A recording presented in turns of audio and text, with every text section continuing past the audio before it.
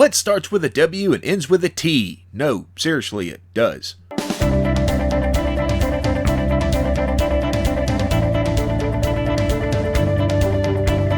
Hey folks, welcome to This Week in History. Let's get up and at 'em. On January 10th of 49 BC, Julius Caesar led his legion across the Rubicon River, which marked the border between Italia and the wilderness. This event started a civil war within the Roman Republic that eventually led to the transition from republic to empire. More on that later. In 9, the Han dynasty took a 15 or so year break when Wang Mang claimed the throne and began the Jin dynasty. It ended in 23 with the Hans taking back over control in around 25. And this second Han dynasty is better known as the Eastern Han, whereas the first is known as the Western Han. In 1901, the first oil gusher was discovered at Spindletop in Beaumont, Texas. This began the Texas oil boom and is seen by some as the start of the modern oil age. Also, Gulf Oil and Texaco were both created from this incident. On January 11th of 532, a riot broke out between supporters of different chariot teams, the Blues and the Greens. This was just the start to something, but we'll get to that later. In 1759, the first American life insurance company, you ready for this? The Corporation for Relief of Poor and Distressed Presbyterian Ministers and of the Poor and Distressed Widows and Children of Presbyterian Ministers, yeah, that whole thing,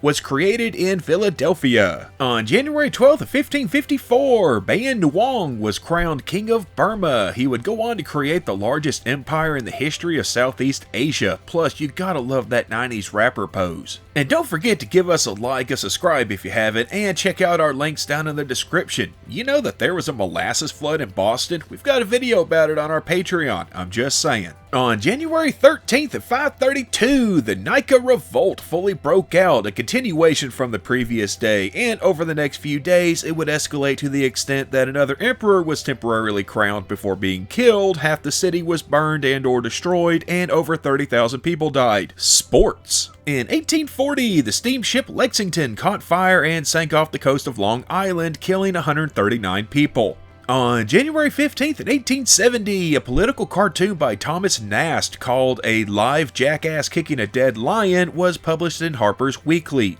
This marked the first time the Democratic Party was symbolized by a donkey. In 1889, the Pemberton Medicine Company was created in Atlanta, Georgia by John Pemberton. He would eventually rename it the Coca-Cola Company. If you want to know that story, check out the eye up there. On January 16th of 27 BC, Gaius Julius Caesar Octavianus was granted the title Augustus by the Roman Senate, officially marking the beginning of the Roman Empire. In 1362, St. Marcellus's flood, named so because it occurred on St. Marcellus's Day, today's St. Marcellus's Day, happy St. Marcellus's Day, killed at least 25,000 people along the shores of the North Sea. It's referred to by the locals as the Great Drowning of Men. In 1547, Grand Duke Ivan IV of Muscovy was crowned the first Tsar of Russia. He was 16, by the way, and yeah, he was known as the Terrible, but a better translation to modern meanings would be the Courageous. And at birthdays this week, we've got the Roman Emperor that made Christianity the state religion of the Roman Empire, Theodosius I in 347, American Founding Father and the first Secretary of the Treasury, Alexander Hamilton in 1755, and actor plus the guy that traumatized an entire generation with his voice on Unsolved Mysteries, Robert Stack was born this week in 1919. And that's gonna do it for this week, but we'll see you back here next week. Same squirrel time, same squirrel channel. Be happy, be healthy, and by golly, be yourself.